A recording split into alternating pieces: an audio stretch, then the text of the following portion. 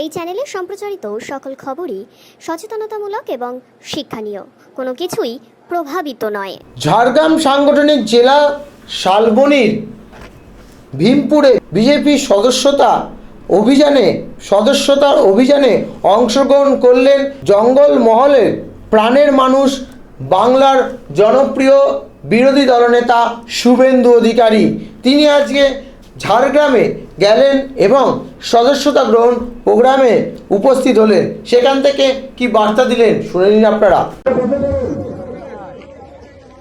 আপনাদেরকে অনুরোধ করা হচ্ছে আপনারা সামনে চেয়ারে বসে পড়ুন। পরে আপনারা পাঁচজন করে আসবেন। আমাদের কার্যকর্তারা রয়েছে, নেতৃত্ববৃন্দ রয়েছে, আমাদের সদস্য সংগ্রহ